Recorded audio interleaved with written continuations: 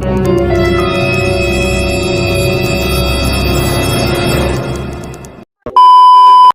में भोजपुरी मिलैलू, बोलो ना बोलो ई का तू कइलू।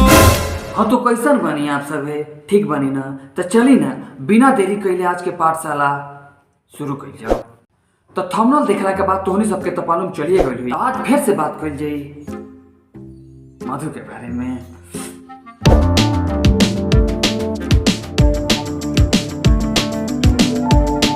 हमनी के मालूम बा कि तहार लाइफ में तारा पूरा फ्रीडम बा, तू जे मन चाहता रू जी सकता रू, लेकिन एकर मतलब ही थोड़े हो कि तू कुछ करबू, कोनो वीडियो बना के कहीं छोड़ देबू। इतना अच्छा गाना कइले बड़ू तू भोजपुरी में, इतना हिट गाना देले बड़ू तू भोजपुरी में, इतना नीच काम कइलू है। हमनी पूरा भोजपुरिया समाज को ऐसे उम्मीद तारा से ना रहे। हमारा यहाँ बूढ़ू लोग को कहावत कहेला कि अगर आलू के बोरा में एगो आलू सड़ जाओ तो आलू निकाल के फेंक देवे के चाहिए, ना कि पूरा बोरा फेंकल जाला।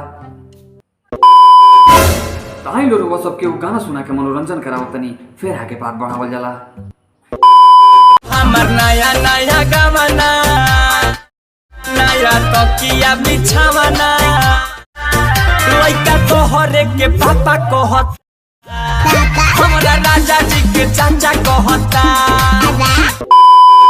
गाना तो बिल्कुल सही गइले बड़ा पंकज भाई। अब बातों मिला जुला के ठीके कहता रह तू कि यही सब गाना से इनाम कमैली आ इतना हिट भइली, लेकिन एकर मतलब ई ना हो कि एक आदमी के चलते पूरा भोजपुरी इंडस्ट्री खराब बा।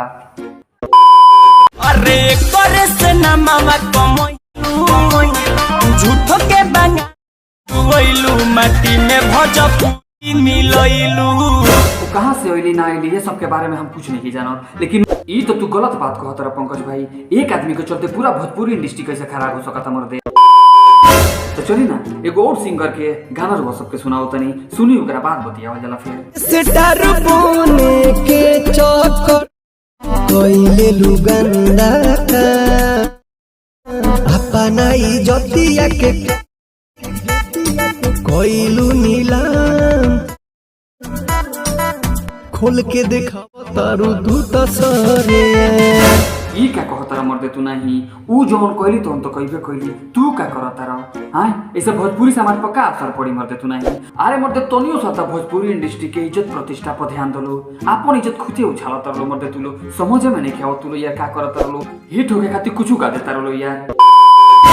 तो जाए से पहले हम सभी भोजपुरी कलाकार से एक बात कहो कि भोजपुरी के आगे बढ़ाओ तो कुछ अच्छा गा बोलो, कुछ अच्छा कर लो, ना कि ये सब है तिरकुंडी सन पर गा के तू लो व्यू बटोर के सोच बोलो कि आगे बढ़ जाए के। तो ऐसा कुछ लिखे तो तनी कुछ अच्छा गा बोलो। तो आज की वीडियो हम एजी खत्म करत तनी। अगर ये वीडियो पसंद आई हो के तो लाइक कमेंट और शेयर जरूर कर दी हलो, आ चैनल के सब्सक्राइब कर दी हलो, बेल आइकन दबा दी हलो।